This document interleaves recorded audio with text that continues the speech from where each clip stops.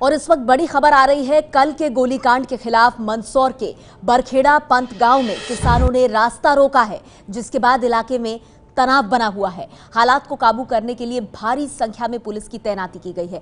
मंदसौर गोलीकांड के खिलाफ सड़क पर उतर गए हैं किसान, बाकायदा रास्ता बंद किया गया है। एबीपी न्यूज संवाददाता ब्रिजेश राजपूत हमारे साथ जुड़ गए हैं। ब्रिजेश, बरखेड़ा पंत गांव, यहां पर किसान सड़क पर उतर आए हैं, पुलिस की तैनाती की गई है।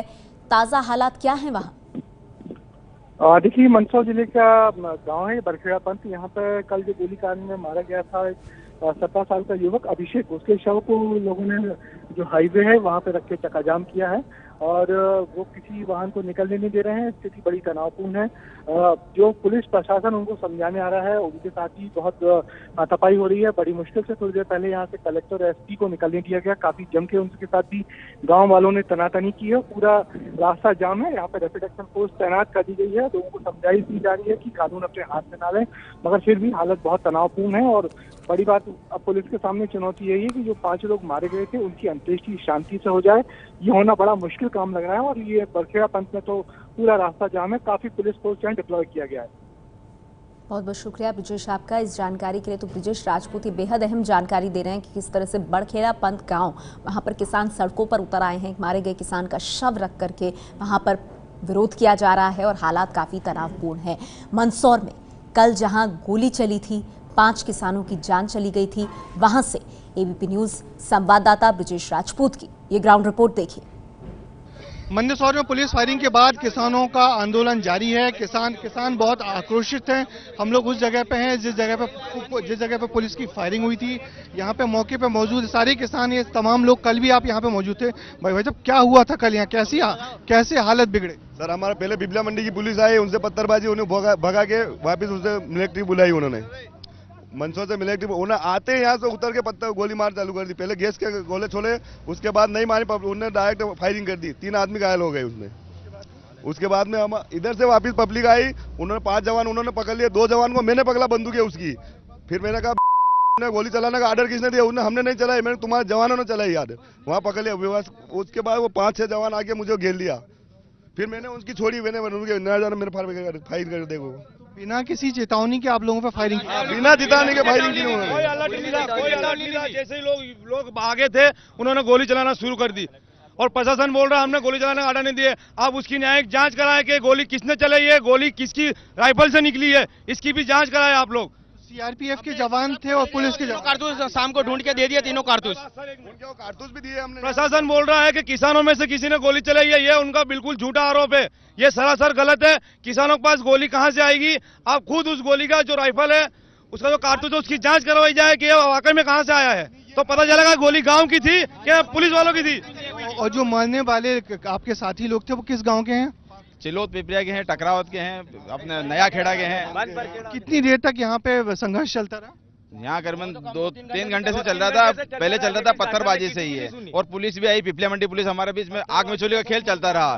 तो सब किसान भी मतलब संतुष्ट थे, ठीक है थोड़ा बहुत चल रहा है। लेकिन इसके बाद अचानक एकदम से सीआरपीएफ के जवान आए और जो आसपास किसान खड़े थे उनको सड़क पे बुलाया उनने। क्या वो आपसे बात करते हैं? हम आपसे बात कर रहे हैं, शांति से की बात करते हैं। बात करते करते उन्होंने गोलियां चला दी। किसानों को बुलाकर उनको डायरेक्ट गोलियां चला दी। जय जवान जय किसान के नारे दिए और जवानों ने हमारे साथ धोखा किया। आपकी बार ऐसा हमारे पास पत्थर भी थे उस समय, हम तो पत्थर भी नीचे फेंक के वहां पे रोड पे आ गए कि चलो ठीक है हमसे बात कर रहे हैं। उसके बाद फिर ये हिंसा हुई, जो ट्रक वगैरह चले उसके बाद हुआ?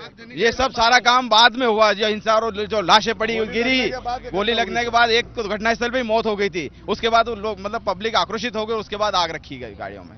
अब आप लोग, सरकार ने जो कहा है कि 1 करोड़ का मुआवजा देंगे, आप लोगों की बात माने जाएंगे? संतुष्ट नहीं 1 करोड़ के, हम तो उनको 2 करोड़ दे दे किसान वही करके। ऐसे मरने के लिए थोड़ी नहीं है हम। क्या वैसे बिकने वाले लोग नहीं, हम पसीने से कमाने वाले लोग हैं।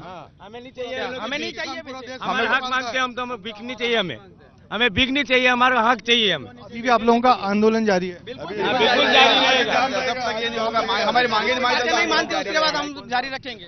ये थे मंदसौर के किसान जो बहुत आक्रोशित हैं कि इनके परिजन पर गोली चलाई गई। इनका आरोप है कि इनको धोखे में रख के गोली चलाई गई, बिना किसी चेतावनी के गोलियां चलाई गई, और इस बात को लेकर बहुत आक्रोशित हैं। सरकार ने जो जिस मुआवजे की बात कही उससे भी ये संतुष्ट नहीं है।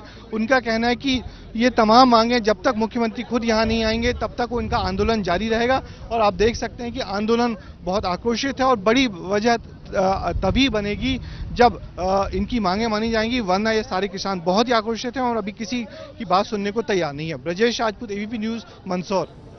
तो आपने देखा किस तरह से जबरदस्त नाराजगी है किसानों में सरकार और प्रशासन के खिलाफ। और कल मंदसौर में गोली चली थी, उसके बाद नीमच गांव में भी हालात बिगड़े थे।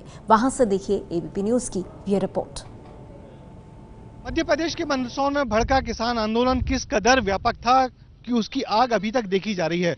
हम मंदसौर से अब नीमच की तरफ रास्ते में जा रहे हैं तो कई जगहों पर ट्रक, कंटेनर, लारी जली हुई दिख रही हैं। आप देख सकते हैं मेरे पीछे ही एक जो ट्रक है जिसमें आग लगा दी गई थी, आग अभी तक जल रही है। दरअसल हुआ यही था कि जब किसान आंदोलन कर्मी जब यहाँ सड़क पे आ गए और उन्होंने पथराव करना शुरू किया और उनको रोकने के लिए पुलिस और सीआरपीएफ के जवान जब इकट्ठे होकर आए तो कुछ किसानों ने सीआरपीएफ के जवानों को पकड़ लिया और उसके बाद फिर जो फायरिंग हुई है उसमें 5 किसानों की मौत हुई है। और जब किसानों की मौत होने के बाद तो किसान बेजा भड़क गए और उसके बाद फिर लगातार यहाँ आगजनी की घटनाएं हुई हैं। इस पूरे रास्ते पर कम से कम 30 से 35 ट्रक जले हुए हैं, गाड़ियां जली हुई हैं, डंपर, लॉरी और कंटेनर जले हुए हैं। और इसके बाद किसानों ने अपना गुस्सा निकाला है और अब हालत काबू में है। मगर बड़ी बात वही है कि कैसे अब प्रशासन इस आंदोलन को काबू में करेगा, क्योंकि जब 5 किसानों की मौत के बाद यहाँ जो किसान हैं अभी भी आंदोलित हैं। उनका कहना है कि प्रशासन ने उनके साथ ज्यादती की है, बिना चेतावनी दिए उन पर फायरिंग की है और इस बात के लिए वो नाराज हैं, गुस्सा हैं। मगर फिलहाल इसी बात का इंतजार कर रहे हैं कि उनके जो परिजन थे, उनके जो साथी थे जो इस गोलीबारी में खत्म हुए, उनका अंतिम संस्कार हो, उसका फिर मिल बैठ के वो रणनीति बनाएंगे और फिर इस आंदोलन को एक नई गति और नई दिशा देंगे। प्रशासन को अब इस आंदोलन से निपटना एक बड़ी चुनौती है। Brajesh Rajput, ABP news, Mandsaur. ये है एबीपी न्यूज, आपको रखे आगे।